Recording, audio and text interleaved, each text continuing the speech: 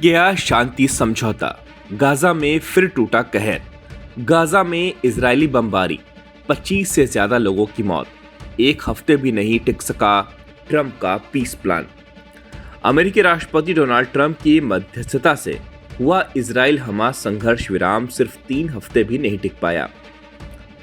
Gaza पट्टी में एक बार फिर बमबारी शुरू हो गई और हालात फिर से तनावपूर्ण हो गए। मंगलवार देर रात इजराइल ने गाजा में हवाई हमले किए, जिनमें कम से कम 26 लोगों की मौत हो गई। इजराइल ने दावा किया कि हमास ने संघर्ष विराम तोड़कर इजरायली बलों पर हमला किया था, जिसके जवाब में प्रधानमंत्री बेंजामिन नेतन्याहू ने तुरंत और शक्तिशाली जवाबी कार्रवाई का आदेश दिया। गाजा के स्थानीय स्वास्थ्य अधिकारियों के मुताबिक बुरैज शरणार्थी शिविर, गाजा सिटी के सबरा इलाके और खान यूनिस में हुए हमलों में कई नागरिक मारे गए। प्रत्यक्षदर्शियों का कहना है कि बमबारी बुधवार सुबह तक जारी रही।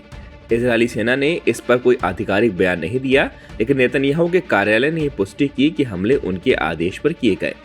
वहीं दूसरी ओर हमास के सशस्त्र विंग अल कसम ब्रिगेड ने इजराइल पर संघर्ष विराम तोड़ने का आरोप लगाया और कहा कि उसने एक बंधक का शव सौंपने की योजना फिलहाल टाल दी है। संगठन का कहना है कि जब तक इजराइल हमले नहीं रोकता, तब तक शवों की खोज और अदला बदली संभव नहीं है। ये संघर्ष विराम 10 अक्टूबर को लागू हुआ था, जिसे ट्रंप ने अपनी बड़ी कूटनीतिक सफलता बताया था। इससे पहले 2 साल तक चले युद्ध में 68,000 से अधिक फिलिस्तीनी मारे गए थे। समझौते के तहत हमास ने सभी जीवित बंधकों को छोड़ दिया था और इजराइल ने करीब 2,000 फिलिस्तीनी कैदियों को रिहा किया था। लेकिन अब बंधकों के शवों को लेकर नया विवाद खड़ा हो गया, जिसने पूरे समझौते की स्थिरता पर सवाल उठा दिए। नेतन्याहू का आरोप है कि हमास ने शवों की अदला बदली में गलत अवशेष सौंपकर समझौते का उल्लंघन किया है।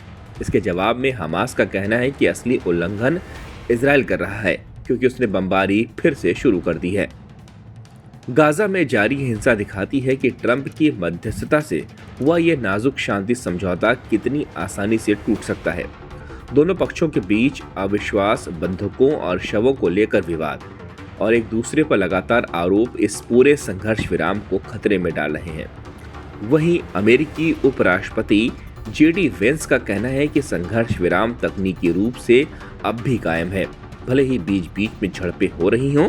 फिलहाल गाजा के आसमान में फिर से बम गिर रहे हैं और आम लोगों के लिए शांति अब एक बार फिर दूर का सपना बनी हुई है।